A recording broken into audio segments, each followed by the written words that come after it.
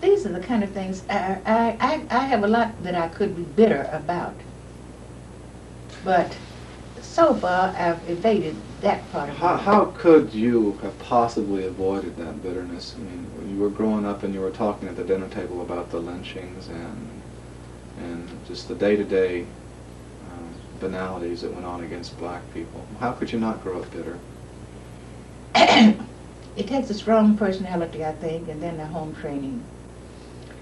There's no need of me going out fighting bears without a gun. We had no help in the government. We had no help in communities as far as violence was concerned. But that was how the NAACP was born, through violence. And I've cast my lot with the NAACP all of these years because I feel that they have gotten a lot of things done that normally would not have been done. And we've gone through the courts. And we have brought the courts to their knees in a way because we based our argument on the Constitution of this country. There's a certain amount of indignation that one develops as it grows. Why am I not permitted to sit on the bus any way I want to sit? Why am I denied the right to eat a meal in a first-class restaurant? Why am I required to sit in the Jim Crow section of a car on a train? Why? But yet they call me and my family, my sons, to go to fight in a foreign war. And then when the German prisoners were treated as American citizens when they returned, and my wounded soldiers, my men, were wounded and they were not permitted to have food. I'm supposed to be bitter, but I'm not. I said they couldn't know what they were doing. The sad thing about it, many of the things we were fighting for, there were no law against them. There was no law against eating in a restaurant. There was no law against staying in a hotel. Custom and tradition, we just don't do it. All right, when a person gets on a highway and travels several hundred miles and needs a period of rest, no place to do it, he's likely to cause accidents or anything else. The one thing that used to upset me was the state of Mississippi when the only thing they worried about was intermarriage. And that was one of the 5 laws that we had in the state of Texas against intermarriage. But yet, integration at night was prevalent. And at that time, 38% of the population of Mississippi was mulattoes. And we could never understand that. I couldn't as a child coming up. Of course, later I did. And it was prevalent in many parts of the country that men would have affairs with Negro women, but they wouldn't marry them. And of course, now that law has been broken down, and there are some marriages.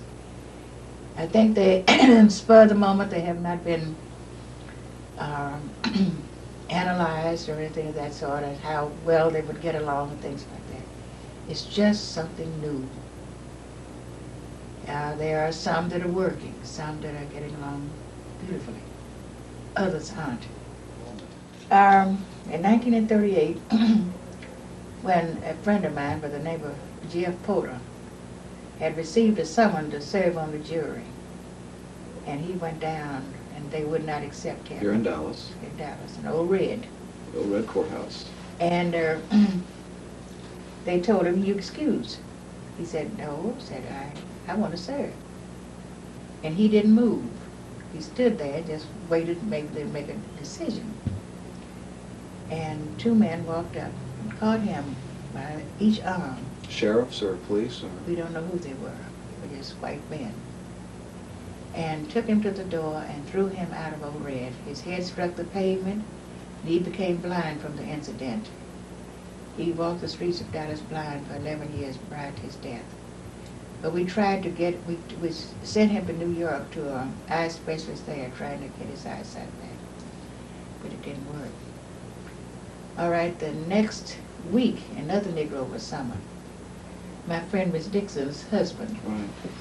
And of course, he was frightened to death, but by the help of the Texas Rangers, they didn't throw him out. And he was frightened. He had a cold, and I used to tease him. I said, how did you manage to get that cold at that particular time? He died a year ago. He was an old man, but there are very few people who knew that he was participating. The equalization of teachers' salaries arose.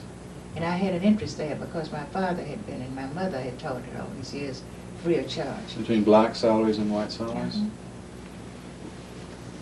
Well, was the GF, was the Porter incident the one that said, just made Juanita Craft wake up and say, I've got to get involved, I can't stand by it I anymore"? was reading a lot and seeing the things that happened because see, that happened during the time we were fighting to vote in the Democratic primary. See, that was in '38, the Democratic primary started out of El Paso in 1927. And then that incident happened. Then we had another case, the Henry Allen Hill case. And of course, every Negro that walked down the streets was accused of assaulting a white woman. By looking at her. All he had to do was just look in that direction.